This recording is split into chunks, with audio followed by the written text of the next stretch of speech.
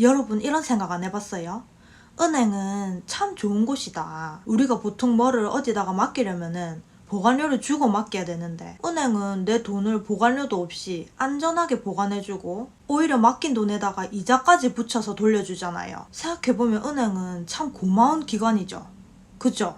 근데 은행이 왜 이렇게 해줄까요?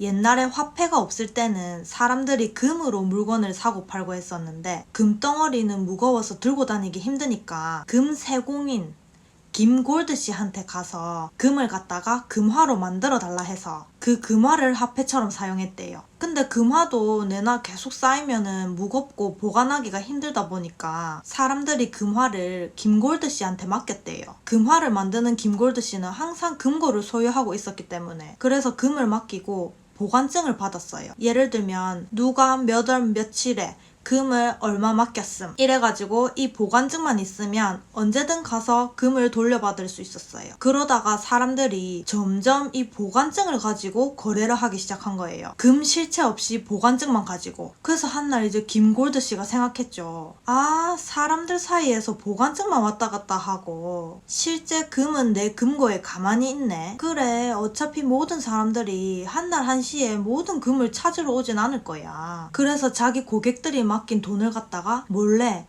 다른 돈 필요한 사람들한테 빌려주고 대가를 받기 시작했어요. 그렇게 남의 금을 막 남들한테 빌려주고 엄청난 이익을 남겼어요. 그러니까 이제 일부 고객들이 눈치 까기 시작한 거지. 야, 김골드, 내 금 잘 있냐? 내놔봐. 다른 사람들한테 빌려준 거 아니야? 하니까 김골드가 또 깨를 내가지고 아, 자기 왜 그래? 내가 자기 돈 저기 아무개한테 빌려주고 이자 받으면 자기한테도 일부 나눠줄게. 이렇게 한 거예요. 이때부터 사람들이 금을 맡기고 돈을 받기 시작했어요. 이게 바로 오늘날의 예금 이자입니다. 여기서 김골드 씨는 자기 돈은 없이 남의 돈 가지고 돈 필요한 사람한테 빌려주고 대출 이자 받아서 예금 이자 좁게 주고 나머지는 자기가 챙기는 겁니다.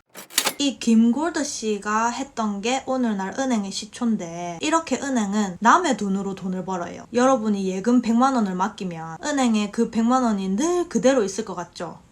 아닙니다. 다 없어져요. 통장에 숫자로만 찍혀있을 뿐 거의 대부분이 대출되고 없어요. 그래서 아무리 큰 은행이라도 뱅크런이 일어나면 망하게 돼 있대요. 만약에 모든 사람이 한날 한시에 돈을 찾으러 오면은 은행은 그만큼 돈을 안 가지고 있으니까 당연히 파산하게 되는 거죠. 그래서 한국은행이 시중은행들한테 이제 일정 금액 이상은 무조건 가져가라 하는 그 한도를 정해놨어요. 그게 바로 지급준비율이라는 개념인데 지급준비율이라는 거는 지급준비금의 비율이거든요. 지급준비금이라 하면은 예금자가 언제 찾아오더라도 당장 지급 가능한 준비금을 말합니다. 예를 들어 지급 준비율이 10%면 100만 원 중에 10만 원만 놔두고 나머지 90만 원은 다 대출해줘도 되는 거예요. 그럼 여기서 포인트. 이 경우 시중 통화가 얼마가 될까요?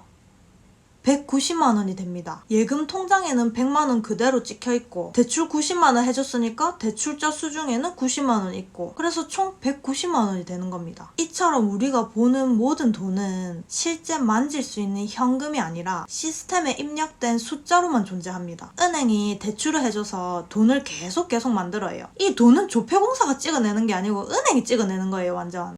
이거를 경제 용어로 신용창조라고 하는데 현재 유통되는 돈의 90%는 이와 같은 신용창조로 만들어진 돈이래요. 우리나라는 지급준비율이 평균 3.5% 내외라 하더라고요. 자, 중앙은행이 돈을 찍어내죠. 예를 들어 1조를 찍어내서 시장에 풀었다. 그러면은 통화량이 1조 가 되는 게 아니라 시중에는 그것보다 훨씬 더 엄청나게 많은 돈이 창조되는 겁니다. 제가 지난 영상에 말씀드렸죠. 중앙은행이 금리를 조절해서 통화량을 조절한다고. 이 영상 안 보신 분들은 이거부터 보고 오세요. 근데 금리뿐만 아니라 이 지급준비율 조절로도 통화량 조절이 가능한 거죠. 바로 신용창조 때문에. 그러니까 지급준비금 이상의 돈은 결국 가짜 돈인 거예요. 즉 없는 돈을 빌려주는 겁니다. 은행은 이렇게 없는 돈을 빌려주고 가짜 돈을 빌려주고 이자를 받습니다. 그런데 여기서 생각할 것이 있어요. 반대로 우리가 원금이랑 이자를 갚을 때는 가짜 돈으로 줄 수 있나요? 아니죠. 현금으로 줘야 되죠. 즉 은행이 빌려준 돈을 걷어들일 때는 항상 현금으로만 받습니다. 은행은 가짜 돈을 빌려주고 진짜 돈을 걷어들이는 거예요. 이렇게 거둔 진짜 돈의 또 10배를 다시 가짜 돈으로 빌려줍니다. 우리 스팸으로 대출 전화 겁나 많이 오는 게 다 이유가 있어요. 은행은 대출을 많이 해야 돈이 되는 거예요. 소름 돋는 거 알려줄까요? 미국 연방준비제도 있잖아요. 거기는 심지어 우리나라 중앙은행처럼 국가기관도 아닙니다. 민간은행의 연합체예요. 민간 기업이 돈을 찍어서 돈을 막 불리고 있는 거예요. 그래서 미 연준이 완전 돈벌이 기계라는 말이 있거든요.